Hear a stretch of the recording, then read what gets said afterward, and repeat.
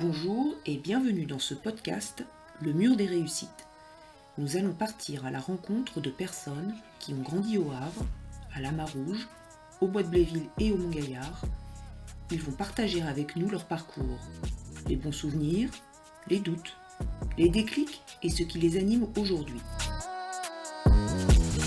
Épisode 5. La médecine, des études qui se méritent. Bonne écoute. Bon, médecine, oui, il y a un moment, je me dis, pourquoi pas, mais franchement, jusqu'au concours, j'y crois pas forcément. Je suis pas encore convaincue, et la preuve, c'est qu'à un moment donné, dans mon année, je vais pas avoir le classement pour médecine, et je vais avoir le classement pour sage-femme, et je commence à me diriger vers sage-femme, et je me dis que c'est un beau métier aussi. Puis finalement, je rebrousse, et je me dis, non, en fait, au fond de toi, tu étais un peu déçu, tu voulais quand même médecine quand t'as tout ce que tu as travaillé, donc refais et tente médecine. Donc du coup, vous avez refait une année. J'ai refait une année, D'accord. donc pour être médecin généraliste. Donc là, j'ai le classement. Je passe en deuxième année. Et en deuxième année, il y a un stage à faire. C'est pour ça que je dis que les stages, c'est très important. Je vais en stage en ORL, donc c'est une spécialité chirurgicale type retirer la thyroïde pour les personnes qui ont des problèmes de thyroïde. Donc c'est quand même un bloc opératoire, une anesthésie, on met des champs opératoires, on incise, on ouvre au niveau du cou. Et là, je tombe amoureuse du bistouri. Et là, je me dis, ah mais c'est ça en fait que je veux faire. Et donc, c'est à partir de la deuxième année de médecine où j'ai essayé de faire tous les stages possibles en chirurgie, parce qu'après, on peut choisir. Il y en a qui n'aiment pas, donc on échange. Et après, j'ai fait toutes les spécialités chirurgicales, de la tête aux pieds. Et puis, c'est la chirurgie viscérale qui m'a le plus... Donc chirurgie viscérale, c'est quoi? Donc c'est la chirurgie viscérale, c'est la chirurgie abdominale. Donc on s'occupe de l'abdomen, de l'œsophage jusqu'au rectum, en passant par l'estomac, le foie, le pancréas, l'intestin grêle, le côlon. Donc vous faites vos études, à l'époque c'est Rouen? Oui, c'est la faculté de Rouen. Là, c'est là que ça a été très perturbant pour moi, c'est que là, je partais du cocon familial. Je devais me débrouiller toute seule. Et j'avais tous mes repères qui étaient perdus. Donc je vous cache pas que j'en ai pleuré des week-ends où je rentrais et je passais de ma vie où je faisais de la gym, je bossais pas beaucoup, je rigolais avec mes potes, à une journée type en médecine. C'est le matin de 8h à midi où en plus il faut se lever relativement tôt pour pouvoir les places devant le professeur, ou l'après-midi on travaillait. Le soir on avait les cours en colle de préparation et il n'y avait plus de sport. Qu'est-ce qui vous fait tenir pendant cette année un peu compliquée? Ma mère, je pense. C'est ma mère. Vous en parlez beaucoup de votre maman? Ah, ma mère, oui. Parce que je suis fan. Je suis fan de ma mère.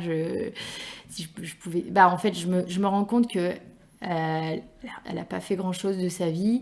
Et elle a tout sacrifié pour nous.